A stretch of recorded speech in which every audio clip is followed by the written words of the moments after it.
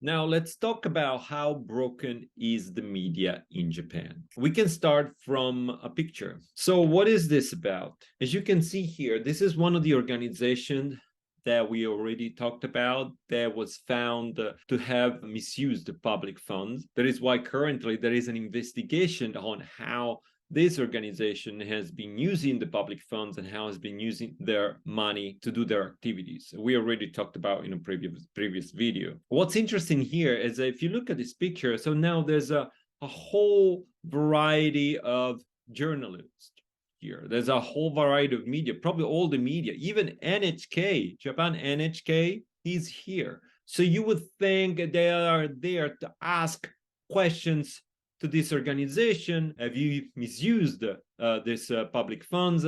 Where did the money go? These allegations that is brought about mostly on Twitter, maybe some trips that you took to Okinawa. Could you explain that? You would think that the media came here to ask questions, that is to do the journalistic work. I mean, these are journalists, right? So you would expect them to do their work, which is ask questions, hard questions, we hope, questions that will inform the public of what's going on. And so the press here is just listening. It's not asking hard questions, it's not investigating. So, and why they're here, it's because this organization is actually suing. This has happened in November. This picture was suing the person, Himasura Kane, that they put out all this information about their misusing of their funds. Technically, they are suing Himasura Kane for slander and cyber harassment. And this is such a funny word, cyber harassment. They even write it in katakana, to make it like a more of a trendy word. So the media came here not to ask questions, but no, they were there to report on this suing from this organization that was already being investigated. It's like you have somebody who's been accused of rape. This guy calls a press conference because he's suing the person who is accusing him of rape. And then the journalists go there and they just report on the fact that this guy was suing this other person.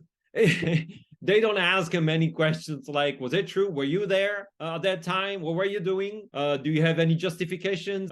Can we see any proofs that, do you have an alibi? Nothing of the sort. When Elon Musk tweeted about the Guardian that is said it's broken, well, you really should look at this picture and say, how broken is the Japanese media? I mean, even NHK, which has the guts to ask for money from people who just have an internet connection. You just have an internet connection. You have to pay the NHK money to sustain itself for not asking questions. And they just report what this organization has to say, just one side of the story. And they all know what they're going to say. That's what's funny about this. They all know. So why couldn't just do this online? Just release a video on your YouTube channel and say what you have to say. And then you got the media looking at their phone. Why spend even time to come here and report on something that you already know what this is about? You don't need to be there if you're not willing to ask hard questions anyway. So there's no purpose for the media to be here. And where's the other side of the story? Why don't we hear the other side of the story? This is how broken the Japanese media is.